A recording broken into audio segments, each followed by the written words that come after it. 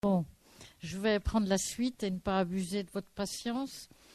Petite synthèse que je ferai en 4 points et 3 mots-clés, en reprenant les principales dimensions qui ont été abordées. Alors le premier point que je reprendrai, c'est de recadrer la question de l'accompagnement dans les évolutions de la profession de formateur d'adultes. C'est un peu comme cela que nous avons démarré l'atelier.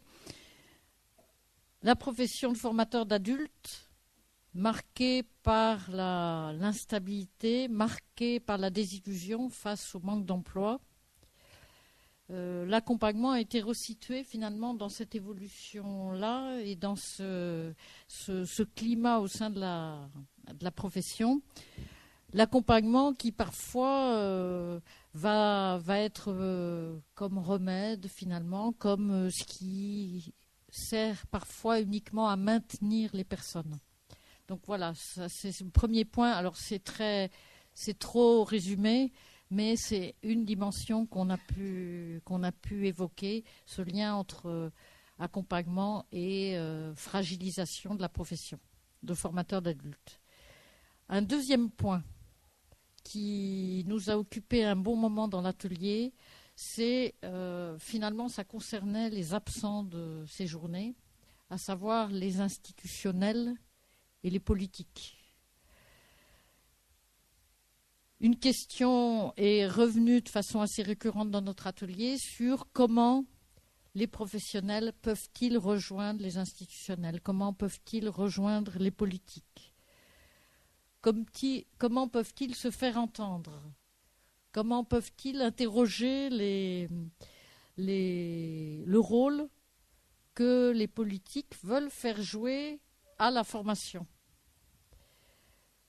Alors des pistes ont été proposées. Jean-Pierre Boutinet nous invitait à ce qu'une réflexion des professionnels soit très, je dirais, très dynamique, et au niveau de la conception des dispositifs et au niveau, en aval plutôt, au niveau de l'évaluation, mais de l'évaluation qualitative.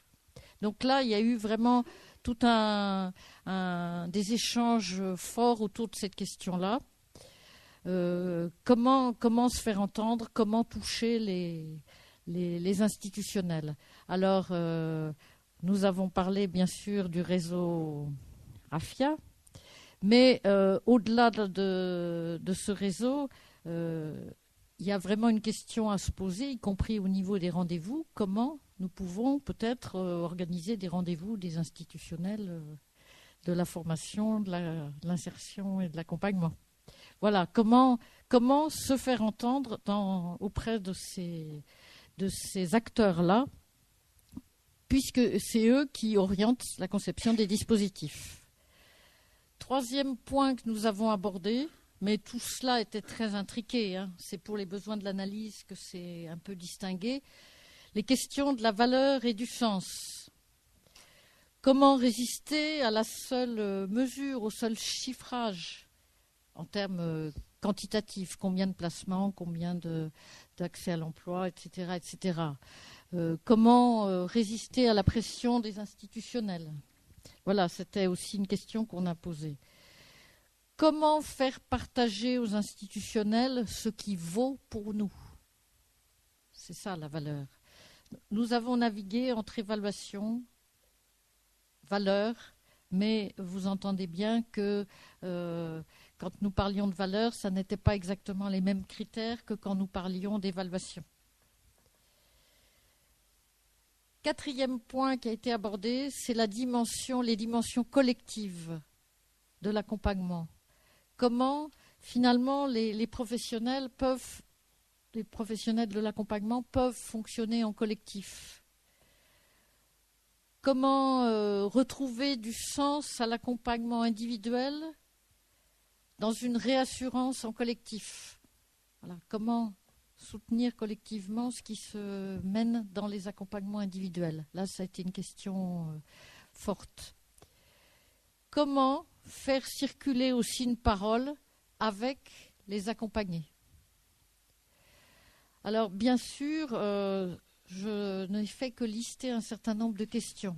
Bon, des réponses ont été évoquées, des pistes, des coups de gueule également. Mais pour cette synthèse, je préfère rester sur la forme des questions parce que pour ouvrir des pistes pour la suite. Et pour terminer, les 3 mots-clés. Alors, le premier, c'est le mot temporalité. Temporalité à opposer, je dirais, à un temps contraint. Temporalité à associer aussi à la dimension de l'espace et de l'espace des rencontres. Le mot de ressources, dans une vision très élargie de ce terme, que j'opposerais au terme de résultat. Donc, dans des démarches d'appréciation de la valeur, d'évaluation, cette importance de s'attacher aux ressources. Et puis, le mot de la fin, ça a été le mot de sens que Jean-Pierre a conjugué sur plusieurs registres et qui a été réaffirmé avec force par plusieurs professionnels du groupe. En face des injonctions politiques, il reste le sens dont nous sommes porteurs et que dont nous sommes porteurs dans nos terrains. Alors, plein de questions, et puis cette question du sens au milieu. Voilà, merci.